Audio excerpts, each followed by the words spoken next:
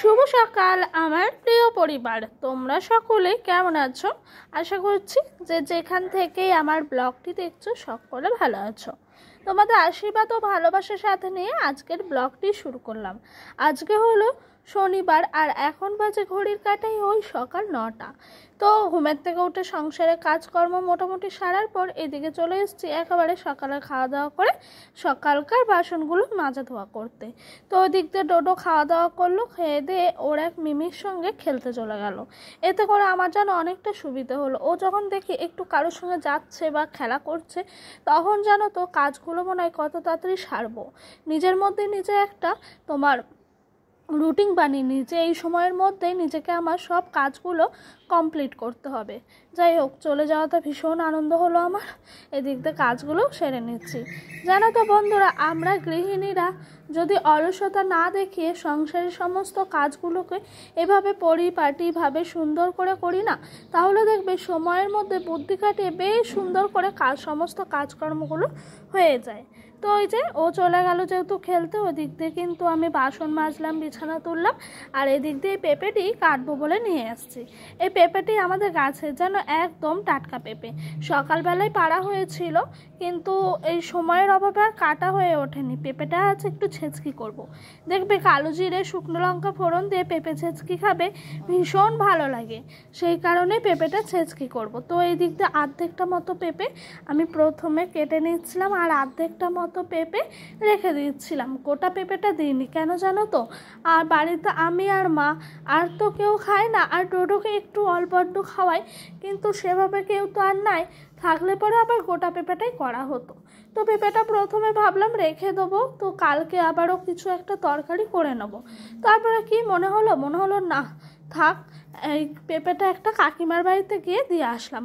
আর ওই পেঁপেটি পেয়ে আমার প্রতিবেশী কাকিমা এত খুশি হয়েছে, তোমাদেরকে বলে বোঝানোর মতো নয়। বলছে আমার খুব প্রয়োজন ছিল, দিয়ে গেছো, খুব ভালো হলো। তো যাই হোক, এইরকমভাবে মানুষের বেশ একটু দরকারে যদি কোনো জিনিস লেগে যায় মনটা কিন্তু অনেকটাই খুশি হয়ে যায়। যাই হোক, ডোডো এখনও অবধি আসেনি, এই দিক দিয়ে কিন্তু আমি শুকনো লঙ্কাটা ফোড়ন দিলাম। আর জানো তো, আমি মুখে বলছি যে কালো জিরে দিতে হয়, কিন্তু আমারই নিজের খেয়াল ছিল না কালো জিরে দিতে। তো আমি প্রথমে শুকনো লঙ্কা দিয়ে তোমার পেঁপেটা দিয়ে দিলাম। এবার আলু ভাজার মতো পেঁপেটাকে ভাজবো, চলো ভেজে নিই। আচ্ছা, তোমরা কি এভাবে কখনো পেঁপে ছেঁচকি খেয়েছো? যদি খাও অবশ্যই আমাকে কমেন্ট বক্সে কমেন্ট করে জানিও তো। এভাবে পেঁপে ছেঁচকি আমি বিয়ের আগে প্রায় করতাম জানো। এই পেঁপে ছেঁচকিটা রুটি দিয়ে, লুচি দিয়ে, ভাত দিয়ে অসম্ভব ভাল লাগে, সমস্ত কিছুর সাথেই যায়। তার সাথে কিন্তু একটু তেলটা বেশি দিতে হয়, তেলটা কম হয়ে গেলে না একটুও ভাল লাগে না। আর পেঁপে ছেঁচকিটা করার পর ঠিক যেন মনে হয় আলু ভাজা খাচ্ছি, তবে খুবই ভাল লাগে যেন, খুবই টেস্টি এবং মুখরোচক একটি খাবার। তো এই খাবারটি তোমরা চাইলে কিন্তু বাড়িতে এইভাবে বানিয়ে দেখতে পারো, অবশ্যই তোমাদের অনেক অনেক ভালো লাগবে।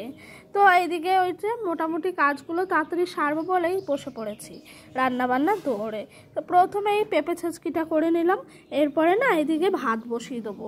যেহেতু ডোডো নেই, ভাতটা এত তাড়াতাড়ি করলে নষ্ট হয়ে যাবে। আর পেঁপে ছেঁচকিটা করবো কীরকম জানো তো, মানে এখন খাওয়া হয়ে যাবে, দিয়ে তোমার রাতের জন্য অন্য তরকারি থাকবে। এদিক দিয়ে মশলাও বাটতে চলে এসেছি। তো শিলনোড়ায় প্রথমে কিন্তু আদাটাকে থেতো করে নিলাম। আর আমাদের এই বাড়িতে জানো তো, আমার মা না আদা বাটা আর তোমার জিরের গুঁড়ো খায়, আর আমার শ্বশুরবাড়িতে আবার জিরে আদা দুটোই বাটা খায়, কিন্তু দুটোর স্বাদই দুরকম। আমার যেন দুটোই ভাল লাগে। তোমাদের কার কোনটা ভাল লাগে আচ্ছা কমেন্ট করে কিন্তু আমাকে জানিও তো। তো এই যে ভালো করে বেটে নিই। চলো, এই করতে করতেই যেন মশলা বাটতে বাটতেই ডোডো আবার হাজির হয়ে এসছে। তো সেই দিক দিয়ে খেলা করছে, আমি আবারও কিন্তু কাজটি সেরে নিলাম।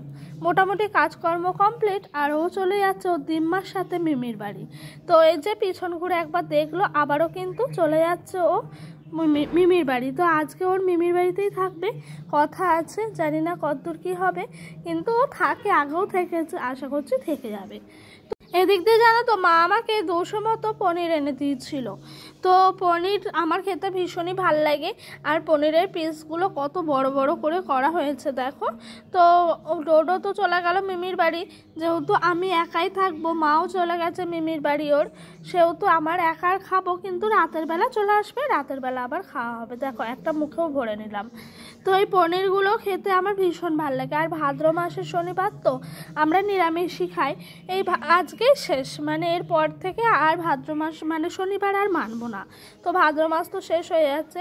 জানো তো পনিরগুলো না আমার মনে হয় একটু কড়া করে ভাজলে পরে ভীষণ ভাল লাগে, ওই কাঁচা কাঁচা ভাজলে যেন একটু ভাল লাগে না। তবে যেন পনিরগুলো একেবারে ছাঁকা তেলে ভেজে নিয়েছি, এতে করে খেতেও ভীষণ টেস্টি হয়েছে জানো।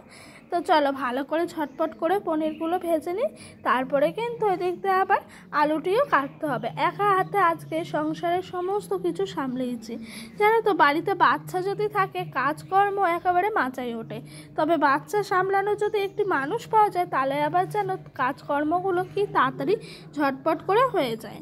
তো ওই দিক দিয়ে পনিরটি ভেজে তুললাম, আর এই দিক দিয়ে নিরামিষ করেই কিন্তু পনিরের আলু দিয়ে তরকারিটি করছি। মশলাটি কষানো হয়ে গেছে। আর যেন তো আমার পনিরের মধ্যে না একটু বেশ টমেটোটা বেশি করে থাকবে, খেতে বেশ ভাল লাগে। ওই টমেটো কম থাকলে আমার ভাল লাগে না, মানে টমেটোটা বেশি থাকলে টমেটোর যে ফ্লেভারটা আসে টক টক টক টক, ওইটা আমার খেতে ভীষণ ভাল লাগে। আবার জানো তো পনিরটি যদি আলু দিয়ে না করা হতো তাহলে আবার পনির ভাপাও করা হতো। যাই হোক পনিরটি আলু দিয়েই করলাম, যেহেতু পেঁপে ছেঁচকি করেছি সেহেতু আলু দিয়ে করাটাই বেস্ট। এদিক দিয়ে তোমার চলে এসেছি, পনিরের তরকারিটা মোটামুটি হয়ে গেছে, ঢেলে নেব বলে। তো ডোডো তো চলে গেছে নিশ্চিন্তে একেবারে একা বাড়িতে কাজকর্ম করছি। এভাবেই জানো তো সংসারের সমস্ত কাজকর্মগুলো গুছিয়ে করতে না আমার ভীষণ ভালো লাগে।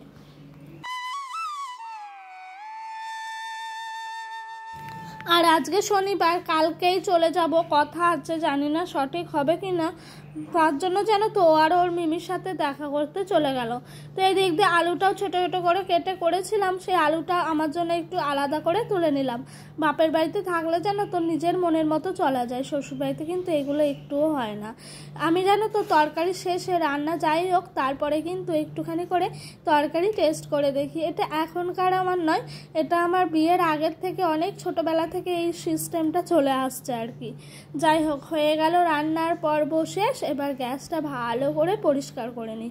গ্যাসের ওপরে কিন্তু ভীষণ নোংরা পড়ে রান্না করতে গিয়ে, তাই জানো তো প্রত্যেক দিন ছিকগুলোকে তুলে ফেলে দিই, তারপরে গ্যাসটা ভালো করে পরিষ্কার করে নিই। এতে করে কিন্তু ভীষণ সুন্দর করে গ্যাসটি ক্লিন করা হয়ে যায়।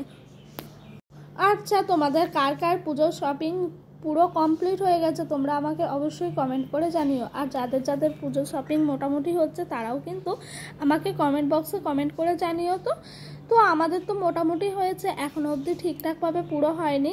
যাই হোক এদিক দিয়ে আবার তরকারিটি এই ঘরে নিয়ে এসে রেখে দিলাম ঝটপট করে। তারপরে ওইদিকে গেছি, আবার পুজোটা দেওয়া ছিল, সেই পুজো দেওয়ার পর ঠাকুরের যে সমস্ত বাসনগুলো থাকে সেগুলো নামিয়ে নেব বলে। তো এদিকে প্রদীপটিও জ্বালানো ছিল জানো তো। দুপুরবেলা যেহেতু পুজোটা দেওয়া হয় সেহেতু স্নান টান করে না খেয়ে ঠাকুরের বাসনটা নামিয়ে নিলে একদিকে ভালো হয়, সন্ধ্যাবেলার সময় কোনো ঝামেলা থাকে না, তখন আর নাইটি চেঞ্জও করতে হয় না, যে নাইটি পরে থাকি সেটা পরেই কিন্তু তোমার সন্ধিটা দেওয়া হয়ে যায়। এদিক দিয়ে আবার চলে আসলাম ঠাকুরের নাম করে সিঁথিতে সিঁদুরটা ছুঁয়ে নিতে।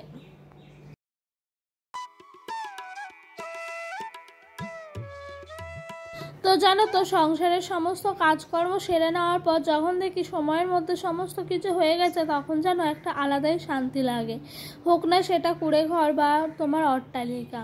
যাই হোক এদিক দিয়ে স্নান টান হয়ে গেল, পুজো দেওয়া হলো, সমস্ত কাজকর্ম কমপ্লিট হলো, তারপরে এদিকে চলে এসেছি খাওয়া দাওয়া করতে। তো তরকারিগুলো এরকমভাবেই রেখেছিলাম। পাশের বাড়ি ওই যে বললাম না প্রতিবেশী কাকিমাকে পেঁপেটি দিতে গেছিলাম, কাকিমা আমাকে আবার খালি হাতে ফেরায়নি, মোচার তরকারি দিয়ে দিয়েছে। আর মোচার তরকারি আমার যে বড্ড প্রিয়, খুব ভাল লাগে জানো এই মোচার তরকারি খেতে। তোমাদেরকে কি বলবো, এত ভাল লাগে মোচার তরকারি। কাকিমাকে অবশ্য আমি বলিনি, কাকিমা নিজের থাকতেই আমাকে দিয়ে দিয়েছে। তো এই যে মোচার তরকারিটা নিয়ে নিলাম পুরোটাই, আর ওই দিক দিয়ে দিদি কিছুটা মতো যেন তরকারি দিয়েছিল, সয়াবিন আলু তরকারি। সবারই আজ নিরামিষ, সবাই আমাদের এখানে ভাদ্র মাসে শনিবারটি মানে। তো এই দেখো এই দিক দিয়ে আবার তোমার পেঁপে ছেঁচকিটিও একটু পরিমাপে নিয়ে রেখে দিলাম ঢাকা দিয়ে। আবার এই দিক দিয়ে কিছুটা মতো তোমার পনির দিয়ে আলু দিয়ে তরকারিটাও নিয়ে নিলাম। তো আজকের মতো দুপুরটা এভাবেই আমার খাওয়া দাওয়া দিয়ে চললো বটে। তারপরে কিন্তু রাতের বেলা ভাতের একটু শর্ট পড়ে গেছিলো, তাতে করে জানো রাতের বেলা আবারও আমার মা একটু আলু ভাজা করেছিল। আর জানো তো আলু ভাজা দিয়ে মুড়ি খেতে কার না ভালো লাগে বলো, ভীষণ ভাল লাগে তোমার আলু ভাজা দিয়ে মুড়ি খেতে। তার জন্য কিন্তু মা একটু আলু ভাজাও করে নিয়েছিল। এই যে দিদি এই ক্যানটার মধ্যে কিন্তু তরকারিটি দিয়েছিল, নিচের জন্য কিছুটা নিলাম আর মায়ের জন্য কিছুটা রেখে দিলাম। তো বন্ধুরা চলো এই সমস্ত খাবার দাবারগুলো একেবারে ঘরে নিয়ে যাব, নিয়ে একটু রিল্যাক্স করে খাবো। আর জানো তো আমার রিল্যাক্স করে খাবার খেতে ভীষণ ভাল লাগে। তো এইটাই ছিল আজকে আমার দুপুরের থালি, এরকমভাবেই সাজিয়েছি। নিচে দুটো পনির নিয়েছি, ওপর দিয়ে কিন্তু আলুগুলোই ছিল। তো বন্ধুরা চলো আজকের মতো ভিডিওটা এখানেই শেষ করছি। তোমাদের সাথে দেখা হবে আবারও কোনো একটি নেক্সট ব্লগে। ভাল লাগলে অবশ্যই লাইক কমেন্ট সাবস্ক্রাইব করো। বাই।